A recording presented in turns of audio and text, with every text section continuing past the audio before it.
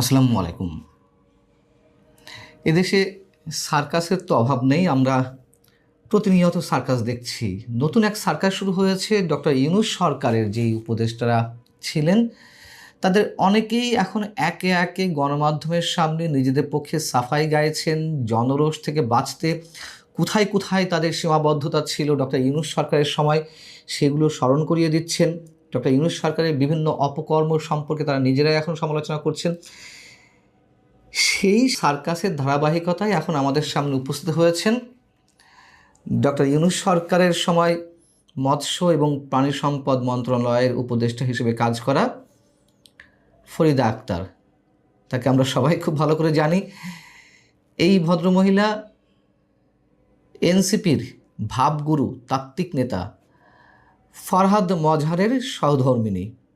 এই ফরহাদ মজহার আবার ইউনূস সরকারের সমালোচনা একদিকে করতেন, আবার তিনি নিজের স্ত্রীকে উপদেষ্টা বানিয়ে বসেছিলেন, সব ধরনের সুযোগ সুবিধা নিচ্ছিলেন, আবার ইউনূস সরকারের সমালোচনা করছিলেন। সমালোচনা এই জন্য করছিলেন যেসব জায়গাতে এনসিপির আপত্তি ছিল সেই সব জায়গাতে এনসিপির হয়ে তিনি ইউনূস সরকারের সমালোচনা করছিলেন। অনেক কিছু করতে যাতে বাধ্য হয় ডক্টর ইউনূস, সেই জায়গা থেকে তিনি খুব উচ্চকণ্ঠ ছিলেন। এই মুহূর্তে সবচেয়ে বিতর্কিত যে বিষয়টি যুক্তরাষ্ট্রের সঙ্গে আমাদের বাণিজ্য চুক্তি, সেই বাণিজ্য চুক্তি যে কতটা ভয়ঙ্কর, আমাদের বিষ পান করার মতন একটা চুক্তি ডক্টর ইউনূস সরকার করে গেছে, সেটি এখন আমাদের সবার কাছে মোটামুটি খোলাসা।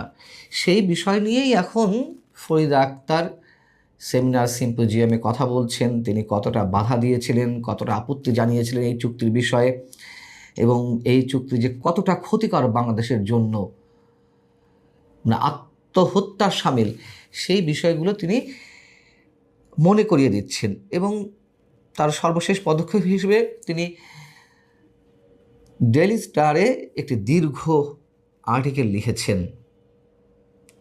সেখানে তিনি যুক্তরাষ্ট্রের সঙ্গে বাণিজ্য চুক্তির আওতায় মাংস, পোলট্রি এবং অন্যান্য প্রাণীজ পণ্য যে আমদানি করা হবে তার ভয়াবহতা সম্পর্কে তুলে ধরেছেন। এর আগেও তিনি একটি সেমিনারে এই ধরনের কথা বলেছিলেন।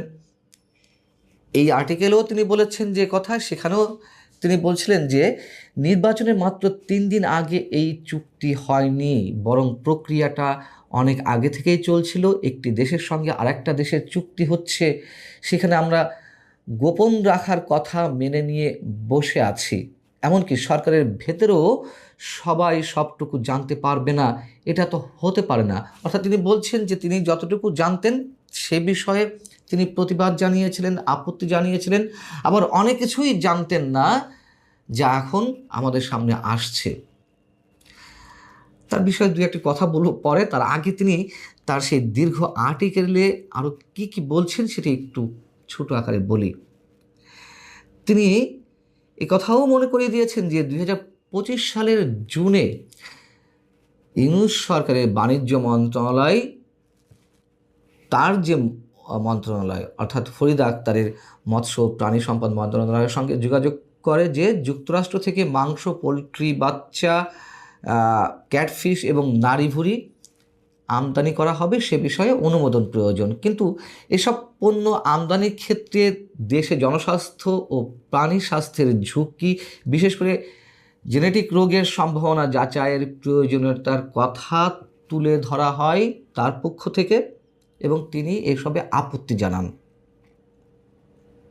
এবং যেই পণ্যগুলো আসবে তার টেস্টিং ব্যবস্থা বাংলাদেশে থাকবে না, সেটি উল্লেখ করে তিনি বলছেন যে যুক্তরাষ্ট্রে উচ্চমানের টেস্টিং ব্যবস্থা থাকলেও আমাদের দেশে সে দেশের পণ্য আসার আগে নিজস্ব পরীক্ষার ব্যবস্থা থাকতে হবে। কিন্তু আমরা দেখলাম চুক্তিতে এ ধরনের কোনো সুযোগ রাখা হয়নি, ওখানে যা আছে সেটাই মানতে হবে। এবং এই যে পণ্যগুলো যুক্তরাষ্ট্র থেকে আসবে সেগুলো স্রেফ ডাম্পিং ব্যবস্থা হিসেবে এগুলো আনা হচ্ছে বা যুক্তরাষ্ট্র পাঠাবে। তিনি যেটি খোলাসা করছেন যে যুক্তরাষ্ট্রের অতিরিক্ত উৎপাদিত মাংস বাংলাদেশে ডাম্পিং হওয়ার আশঙ্কা আছে। অর্থাৎ যে মাংসগুলো আসবে সেগুলো ওভার প্রোডাকশন, যুক্তরাষ্ট্রে যে অতিরিক্ত উৎপাদিত পণ্যগুলো মাংস সেইগুলোই বাংলাদেশে আসবে এবং সেগুলো বিষ সমতুল্য।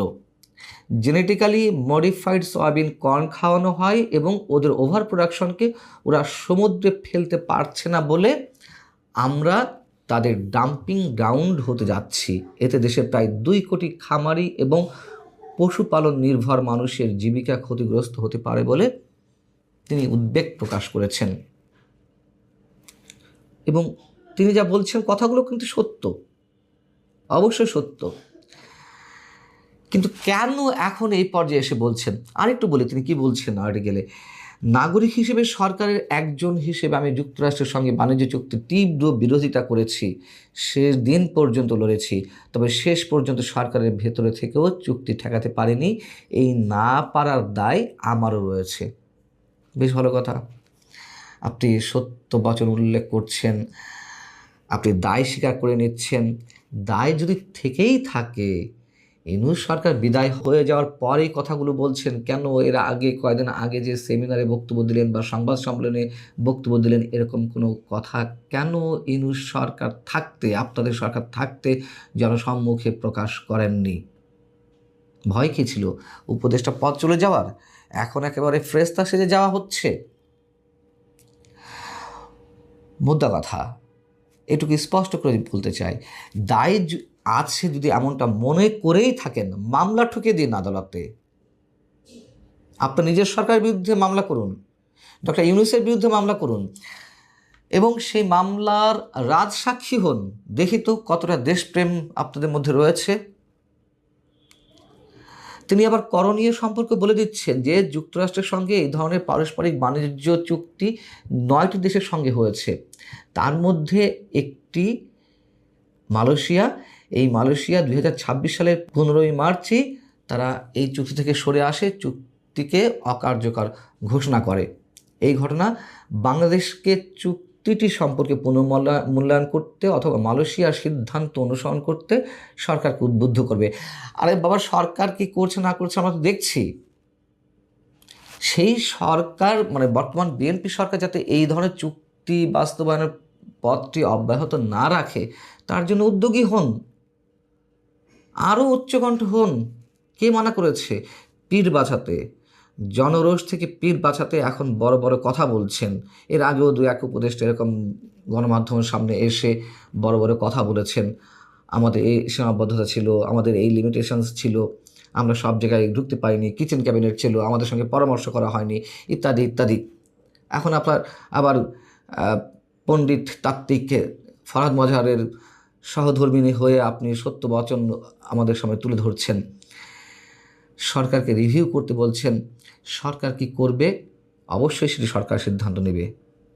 অবশ্যই সরকারের যে সিদ্ধান্ত আমরা এখনও পর্যন্ত দেখতে পাচ্ছি, আমরা অবশ্যই এগুলো মেনে নেওয়ার পক্ষে নই। কিন্তু একজন দায়িত্বশীল মানুষ হিসেবে সেই ডক্টর ইউনূস সরকারের যে প্রশাসন, একজন কর্তা ব্যক্তি হিসেবে আপনি সরকারের উপরে চাপ প্রয়োগ করুন, নিজের জায়গা থেকেই উদ্যোগী হন। আরও কত ধরনের চাপ প্রয়োগ করা যায়, শুধুমাত্র কথাবার্তা বললেই তো হবে না। এবং ফরিদা আক্তারের কথা যদি সত্য হয়ে থাকে যে উপদেষ্টা পরিষদের কেউ আপত্তি জানিয়েছিল, তীব্র প্রতিবাদ জানিয়েছিল, যদি তাই হয়ে থাকে তাহলে এই চুক্তিটি আসলে কার উদ্যোগে হয়েছে এখন মোটামুটি স্পষ্ট। ডক্টর খলিলুর রহমান নিজে বলছেন যে এই চুক্তিতে গোপনীয়তা বলে কিছু নেই, আর ফরিদা আক্তার বলছেন এই চুক্তিতে যথেষ্ট গোপনীয়তা ছিল যেটি আমরা আগে জানতে পারিনি। ডক্টর খলিলুর রহমান মার্কিন এজেন্ট হিসেবে এই দেশে প্রবেশ করেছেন ডক্টর ইউনূসের হাত ধরে, পরবর্তীতে বিএনপি সরকারের ঘাড়ে সওয়ার হয়েছেন। বিএনপি সরকার তাকে এই মুহূর্তে কোলে তুলে নিয়ে বসে আছে। কথা বলতে আমরা বাধ্য হচ্ছি। কিসের বিনিময়ে, কিসের আশায়, কিসের চুক্তিতে, পেছনের কারণগুলো কি আমরা স্পষ্ট করে জানি না, তবে অনেক কিছুই অনুমান করা যায়। এই খলিলুর রহমানের বিরুদ্ধে দরকার পার্সোনালি আপনারা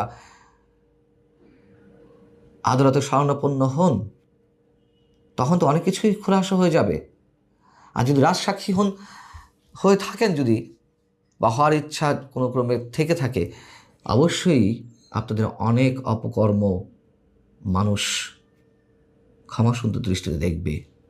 শুধু মুখে লম্বা লম্বা কথা বললেই হবে না। ভালো থাকুন সবাই। আল্লাহ হাফিজ।